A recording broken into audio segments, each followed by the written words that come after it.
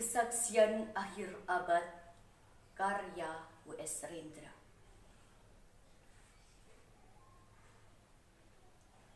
Ratap tangis menerpa pintu kalbuku. Bau anyir darah mengganggu tidur malamku. Oh, tikar tafakur. Oh, bau sungai Tohor yang kotor. Bagaimana aku akan bisa membaca keadaan ini?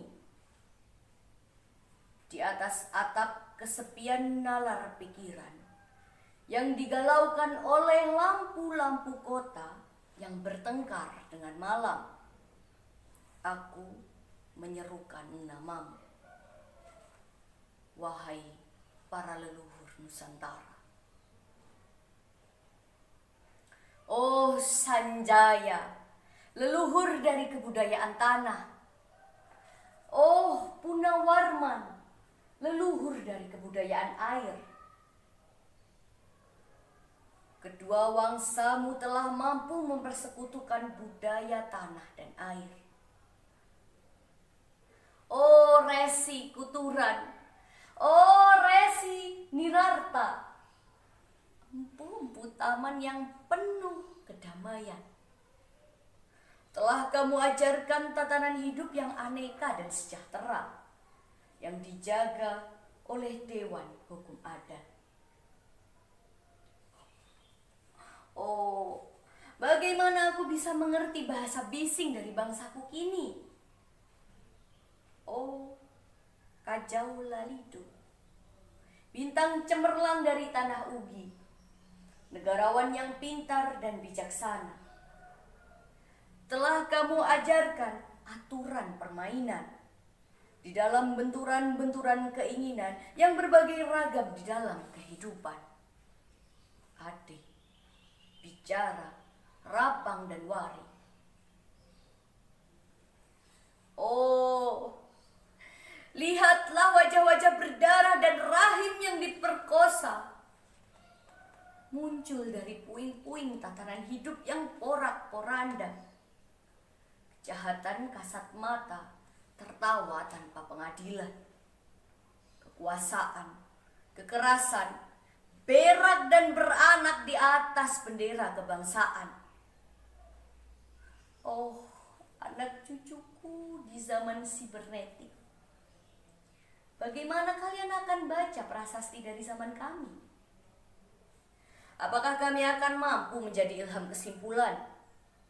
Ataukah kami justru menjadi sumber masalah di dalam kehidupan?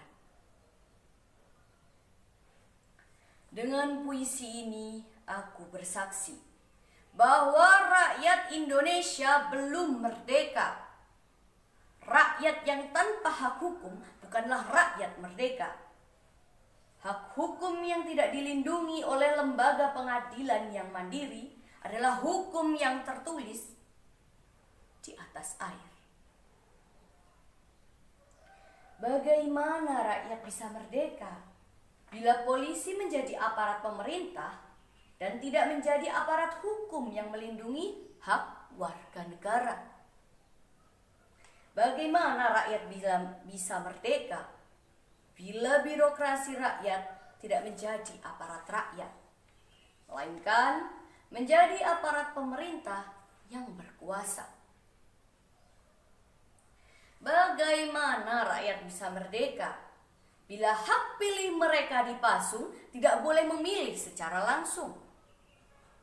Wakil-wakil mereka di Dewan Perwakilan dan juga tidak boleh memilih secara langsung camat mereka, bupati, wali kota, gubernur, dan presiden mereka.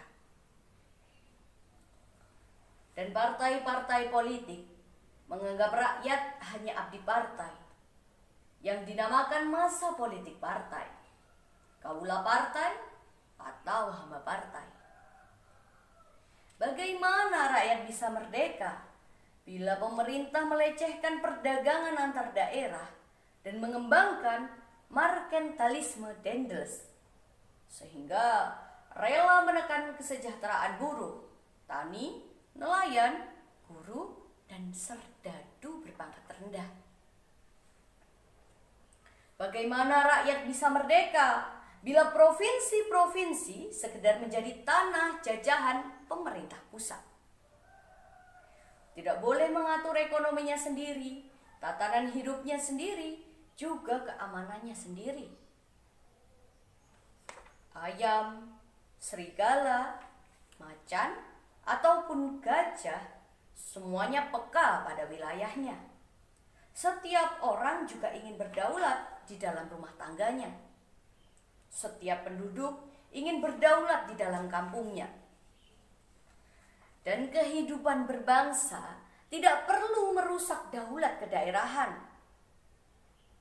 Hasrat berbangsa adalah naluri rakyat untuk menjalin ikatan daya cipta antar suku yang penuh keanekaan hidup dan memaklumkan wilayah pergaulan yang lebih luas untuk merdeka bersama.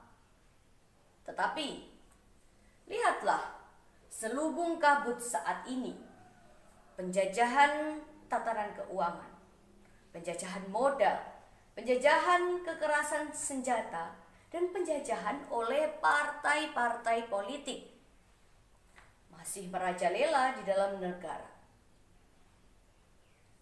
Dengan puisi ini aku bersaksi bahwa sampai saat puisi ini aku tanda tangani, para elit politik yang berkedudukan ataupun yang masih di jalan tidak pernah memperjuangkan sarana-sarana kemerdekaan. Tidak pernah memperjuangkan sarana-sarana kemerdekaan rakyat. Mereka hanya rusuh dan gaduh memperjuangkan kedaulatan golongan dan partainya sendiri. Mereka hanya bergulat untuk posisi sendiri. Mereka tidak peduli kepada posisi rakyat, tidak peduli pada posisi hukum, posisi polisi, ataupun posisi birokrasi. Dengan picik, mereka akan mendaur ulang malapetaka bangsa dan negara yang telah terjadi.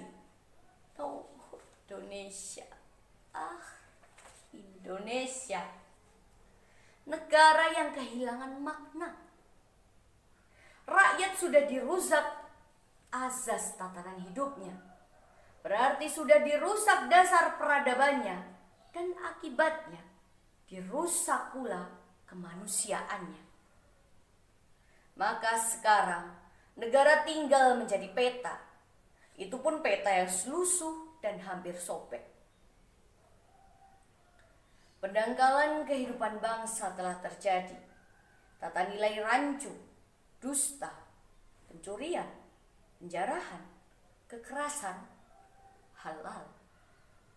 Manusia sekadar semak belukar yang gampang dikacau dan dibakar. Paket-paket pikiran yang murah dijajakan. Penalaran amarah yang salah mendorong rakyat terpecah belah.